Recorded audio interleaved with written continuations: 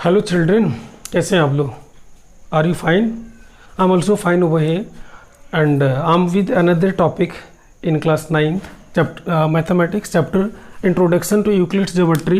ये चैप्टर 5 है, जैसा कि आपको पता है। चैप्टर 4 तक हम लोग कवर कर चुके हैं और आपके फीडबैक के हिसाब से और as per your comments we have given some solutions also wherever you required any sort of help from me I have already given.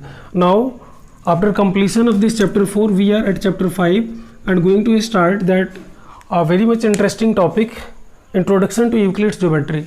एक बात मैं आपको क्लियरली कह दूं कि geometry if you feel privileged or if you feel proper in geometry you can do any segments of mathematics easily. अगर geometry में को आप अच्छे से कर लेते हैं तो आप मैथमेटिक्स का कोई भी पार्ट्स आसानी से कर सकते हैं, क्योंकि ज्योमेट्री वो आपके ब्रेन को मैपिंग करता है, आपके ब्रेन के लेवल को चेक करता है। इसलिए ज्योमेट्री पर स्पेशल फोकस और ध्यान देने की ज़रूरत है। और ज्योमेट्री एक ऐसा सब्जेक्ट है, इसका रोज़ के जीवन में बहुत ज़्यादा एप्लीकेशन है, हर जगह एप्लीकेशन है। क्योंकि ज्योमेट्री, अभी हम आपको समझाएंगे ज्योमेट्री का मतलब क्या होता है, ये शुरू कैसे हुआ, कहाँ से शुरू हुआ, इन सारी बातों पे हम लोग जिक्र करेंगे। लेकिन सबसे पहले ये नाम है यूक्लिड्स ज्योमेट्री। तो यूक्लिड, आपको पता है कि he was a Greek mathematician. इनके बारे में थोड़ी सी बात जान लेते हैं। Euclid, he was a Greek mathematician थे ये, और ये एक फिलोसफर भी थे। ग्रीक मैथमेटिशियन के साथ साथ एक फिलोसफर थे। इनका आप 325 BC से लाइफ स्पान है। 325 BC, 325 BC टू 265 BC तक इनका लाइफ स्पान रहा। और चूंकि ये एक थिंकर थे, मैथमेटिशियन थे, इसलिए इनका सोसाइटी के प्रति और समाज के प्रति कंट्रीब्यूशन था। उसी कंट्रीब्यूशन के तहत इन्होंने ज्योमेट्री का इजाद किया, इसलिए इनको फादर ऑफ ज्योमेट्री भी कहा जाता है। फादर ऑफ ज्योमेट्री की बात करेंगे हम तो यूक्लिड का ही नाम आता है, फादर ऑफ ज्योमेट्री। तो यूक्लिड है, आप कहीं भी इसको सर्च करेंगे फादर ऑफ ज्योमेट्री यूक्लिड ही है। ऐसे यूक्लिडियन ज्योमेट्री या यूक्लिड्स ज्योमेट्री अगर नाम देते हैं तो इसलिए देते रहे हैं क्योंकि शुरू उन्हीं से हुआ। लेकिन ज्योमेट्री जैसे शब्द शुरू होता है निश्चित रूप से उसके जनक के रूप में, फादर के रूप में यूक्लिड का नाम आता है। यूक्लिड का कंट्रीब्यूशन क्या है ये तो हम लोग आगे पढ़ेंगे ही। अभी हम लोग ज्योमेट्री के मतलब को समझते हैं। जो टर्म ज्योमेट्री आप लोग पढ़ने जा रहे हैं, इसके वर्ड मीनिंग का लिटरल मीनिंग समझने के बाद क्लियर होगा। और जैसे दो वर्ड है ये, जियो और दूसरा matron.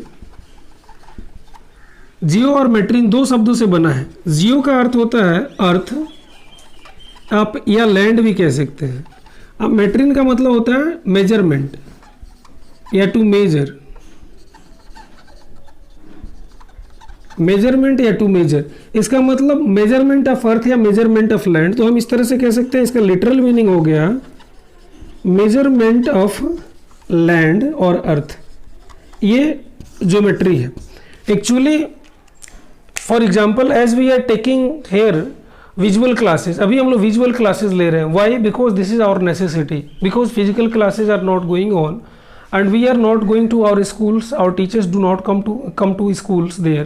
This is why we are taking visual classes or we are taking this what to say online classes, जिसको कह सकते हैं आप मतलब एक मैकेनिकली हम लोग अभी ट्रीट हो रहे हैं। This is not a physical class. तो ये जो अभी वर्चुअल जो क्लास हो रहा है, सॉरी मैं विजुअल बोल रहा था, वर्चुअल जो क्लास हो रहा है ये क्या है? तो this is invention because it is our necessity. ये नेसेसिटी के अगेंस्ट हमारा इन्वेंशन है एक तरह का, कि आवश्यकता ऐसी है इसलिए ऐसा काम शुरू हो गया। उसी तरह ज्योमेट्री भी ज़रूरत कैसे पड़ी?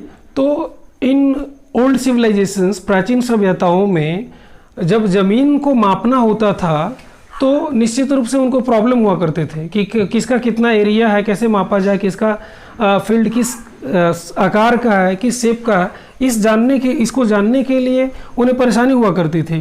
तो इन्हीं चीज़ों को ये थिंकर्स और मैथमेटिशियंस थे, इनको आगे एक सब्जेक्ट के रूप में, मतलब मेजरमेंट ऑफ लैंड के रूप में आकर आगे ले चले। तो इस तरह से हम कह सकते हैं कि ये ज्योमेट्री जो है ये आवश्यकता के हिसाब से, या मतलब कह सकते हैं कि एक तरह की ज़रूरत पड़ी लोगों को और ज्योमेट्री का ईजाद हो गया।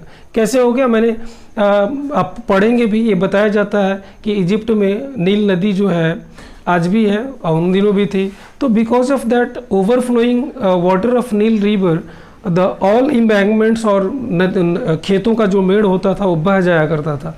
तो बह जाने के कारण after that flood the people start fighting और struggling because of the area of their land और देयर फार्म। तो इस चीज़ को दूर करने के लिए, इस परेशानी को दूर करने के लिए उन लोगों ने अर्थ के मेजरमेंट का तरीका अपनाया और उसी मेजरमेंट को हम लोग आज ज्योमेट्री में उसको आगे पढ़ते हुए ये आज का ज्योमेट्री विकसित फॉर्म है। लेकिन पहले ये लैंड के मेजरमेंट से ही शुरू हुआ, अलग अलग शेप्स आए, उसमें यूक्लिड का बहुत बड़ा कंट्रीब्यूशन रहा, इसलिए यूक्लिड के बारे में हम लोग इसमें ज़्यादा पढ़ते हैं। अब Euclid's definitions, axioms and postulates, उस पर हम लोग चर्चा करते हैं। अगला पॉइंट जो है यूक्लिड्स डेफिनेशन,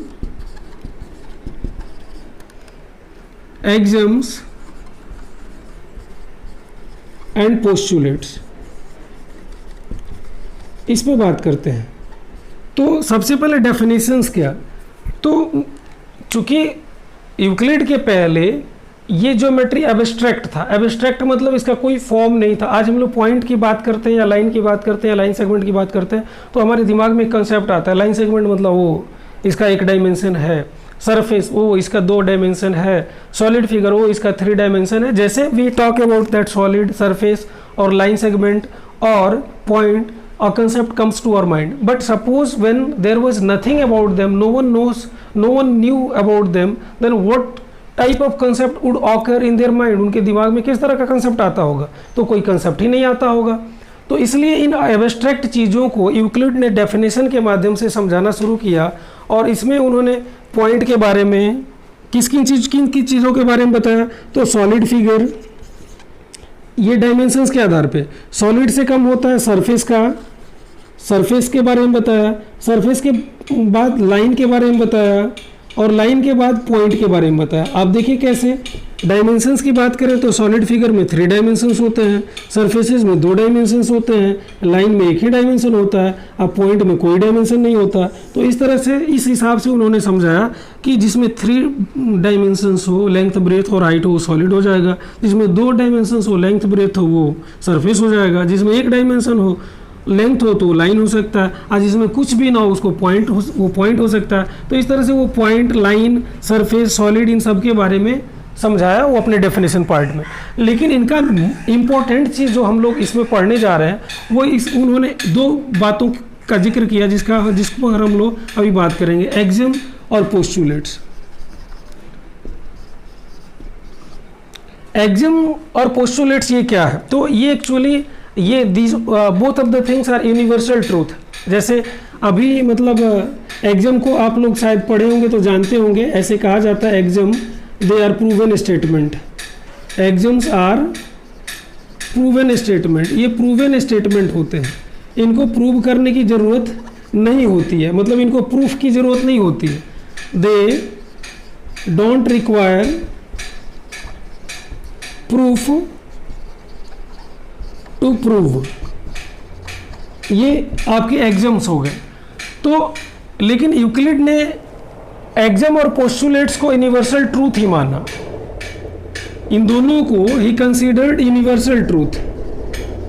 यूनिवर्सल ट्रूथ मतलब ये इनको प्रूव करने की जरूरत नहीं है, ये परमानेंट सत्य है। अब एक्सियम को उन्होंने कहा कि they are common notions, they are common notions. Common notions का मतलब ये सामान्य विचार हैं जो हर जगह अप्लाई होते हैं, हर जगह अप्लाई होते हैं, मतलब ज़रूरी नहीं कि मैथ्स में ही, ये जीवन के किसी भी पार्ट में अप्लाई होते हैं। और पोस्टुलेट्स को कहा कि they are specific to mathematics specially geometry, they are specific to geometry, या आप मैथ्स कह सकते हैं इसको, आप मैथ्स भी कह सकते हैं। तो इसको उन्होंने कहा कि ये जो है पोस्टुलेट्स हैं ये ज्योमेट्री के लिए स्पेसिफिक है या मैथ्स के लिए, लेकिन ये एक्सियम्स जो है ये कॉमन नोशंस है। और इस तरह से यूक्लिड ने 7 एक्सियम्स दिए। 7 एक्सियम्स में पहला एक्सियम, जैसे एक्सियम्स का एक मैं लिस्ट देता हूँ आपको, इनके जो 7 एक्सिम्स हैं यूक्लिड्स के, सबको समझा जाएगा। 7 एक्सिम्स ऑफ यूक्लिड। तो ये 7 एक्सिम में पहला एक्सिम व्हेन, इफ भी से भी शुरू कर सकते हैं। If things are equal to the same thing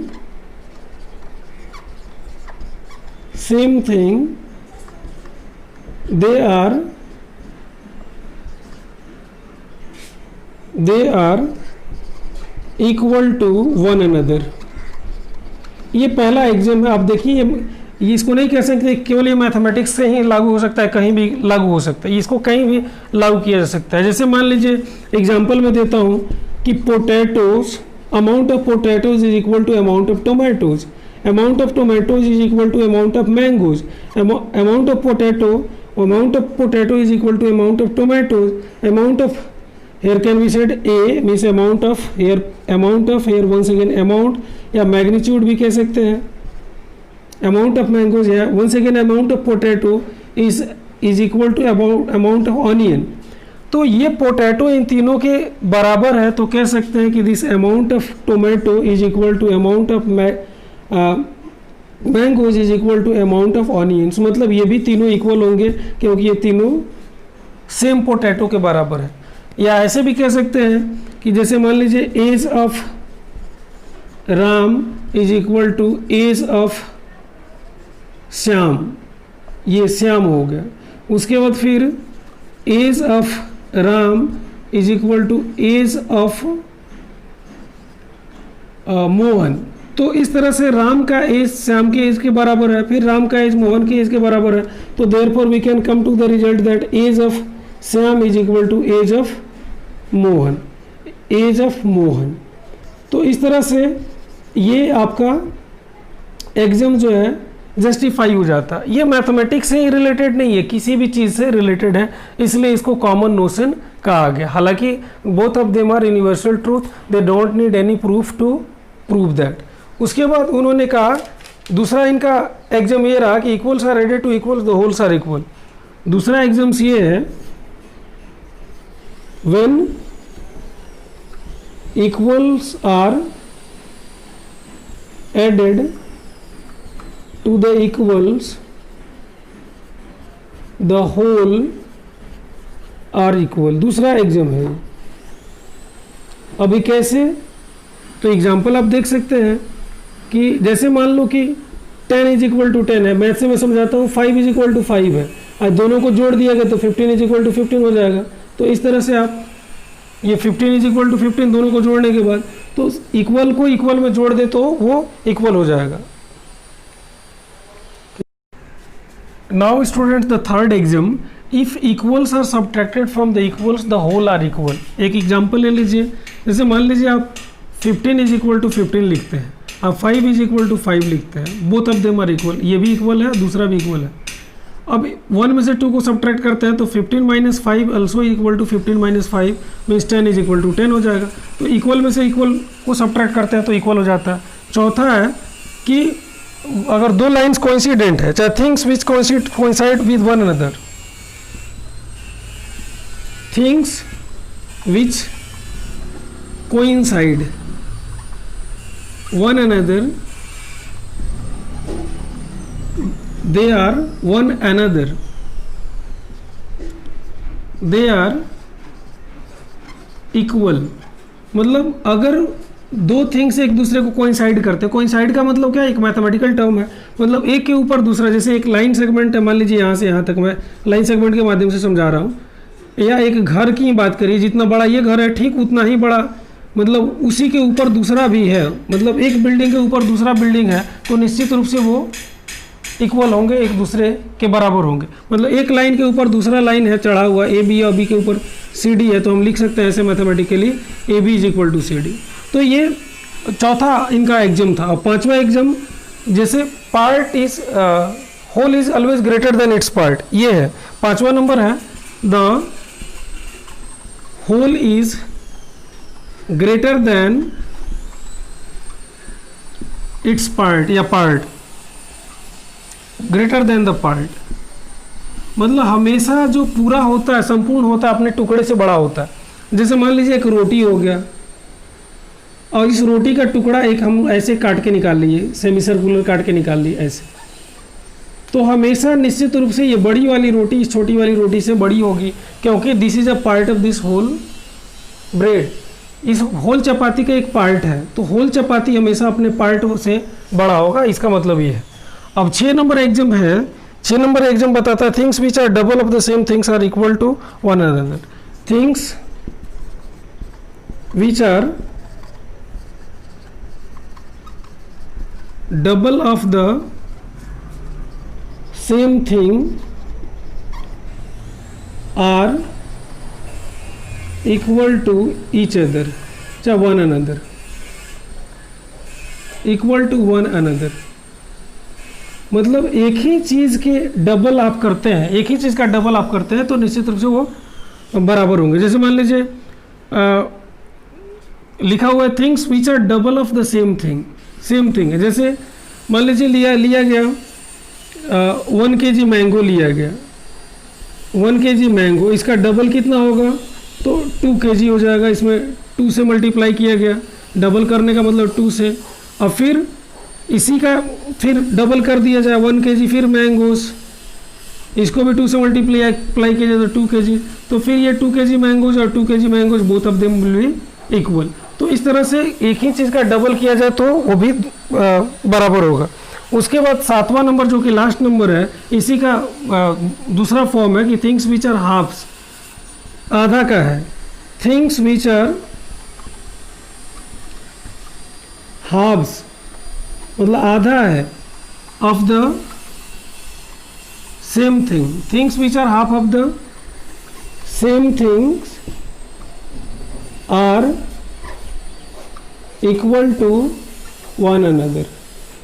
मतलब एक दूसरे के बराबर होते हैं, हाफ हो गए तो निश्चित रूप से मान लीजिए यहाँ 10 kg is equal to 10 kg दिया है और इनका हम हाफ कर देते हैं, हाफ, इधर भी हाफ कर देते हैं तो ये भी 5 kg is equal to 5 kg हो जाएगा। तो इस तरह से the whole exams you have studied. Now we are going to start postulates.